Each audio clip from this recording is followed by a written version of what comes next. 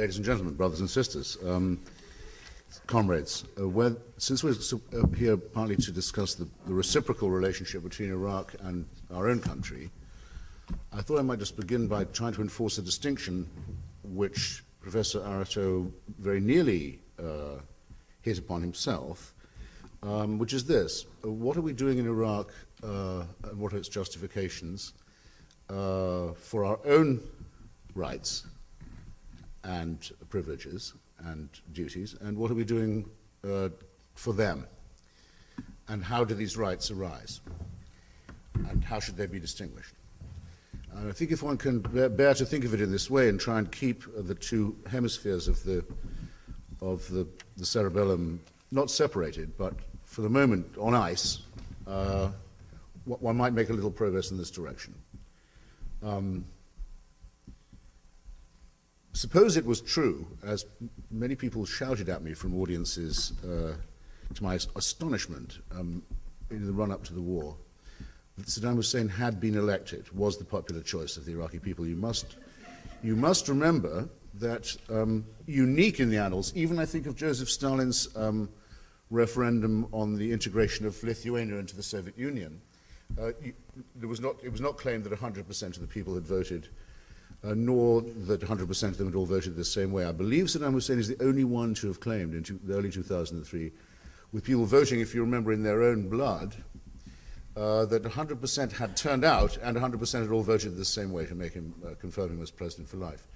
I'll dwell on this point just for a second, if I may, for its implications. You have to try and picture, it's impossible to do it, I can tell you. Well, I've been trying for many years and I've been collecting evidence on it, but you must try and imagine what 30 years of that kind of humiliation is like, of being a citizen who is not a citizen, of being an individual who's not a human being, of being solely and simply the property of a state that rules entirely by force and that is in fact the private property of a psychopathic crime family. You have to imagine being forced to applaud the execution of a member of your family. You have to imagine being shown a video by the secret police of the rape and torture of your daughter. You have to imagine all of this and more, and the use of chemical weapons on unpopular minorities, and the lopping off of the hand of anyone who was caught trading in dollars, the execution immediate of anyone who had a satellite dish.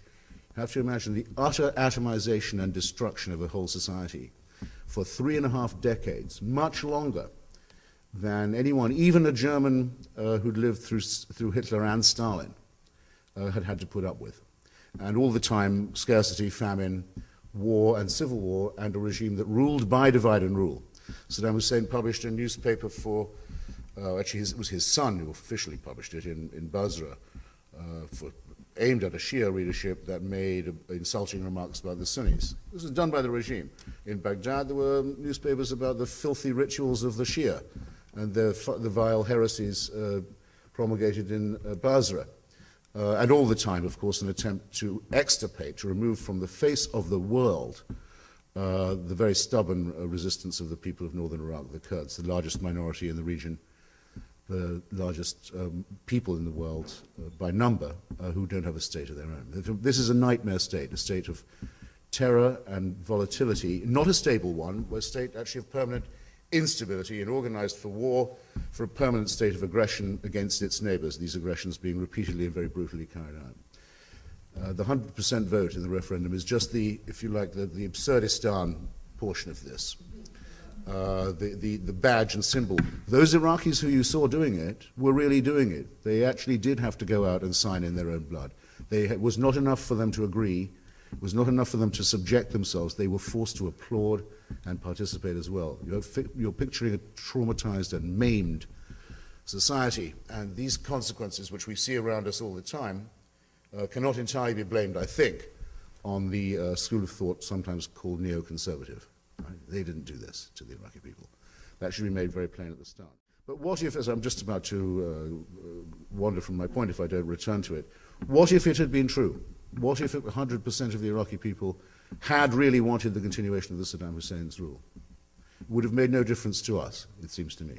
We would have had to say that's too bad. There are 4 conditions under which a government, a regime, can make itself outside the law, outside international law, and subject to forcible intervention and regime change. These four conditions have been agreed, I think, really now for quite some time. I'll restate them for your convenience quickly. On condition of the invasion or occupation of the territory of neighboring countries, a state is deemed to have sacrificed its sovereignty. On condition of the, well, it is. If you remain in occupation of another of a territory of another, you may subject yourself to punitive action from the international community. Shall I put it like that? Shall I put it like that? In the case of the Genocide Convention, to which our government and many others are signatory, the convention mandates international action. But not loss of sovereignty. Mandates international action.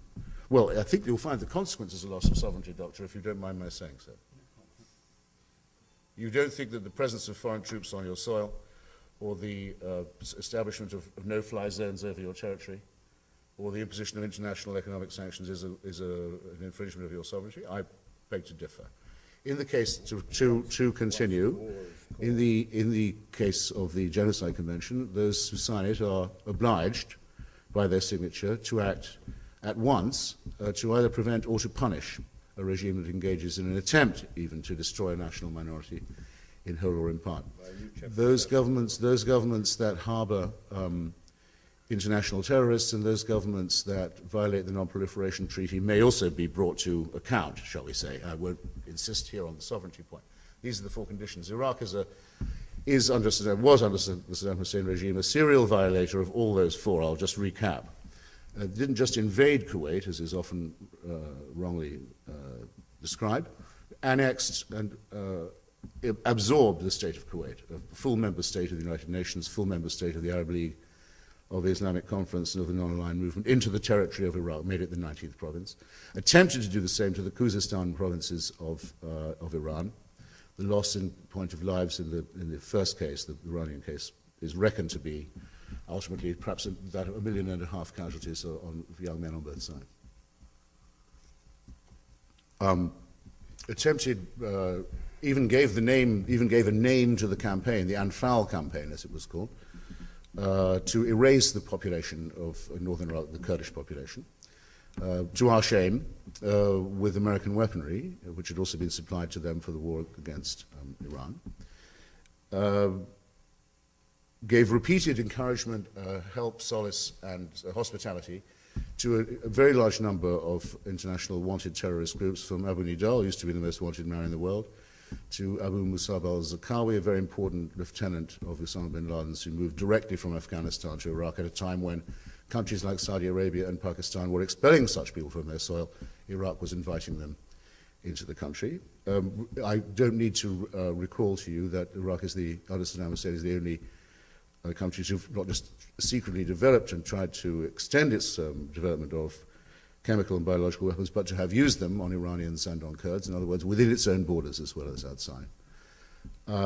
In other words, if we come to the question of legitimacy, it seems to me that the repeated flouting by the Iraqi regime of every single international instrument and resolution ever passed or adopted, or principle enshrined by the United Nations, is a far greater defiance of international law and of the UN in theory and in practice than any attempt made by either the British or American governments to remove the regime. And it's of interest, in fact, to find that in the halls of the United Nations today, nothing really is talked about that doesn't come under the heading of reform.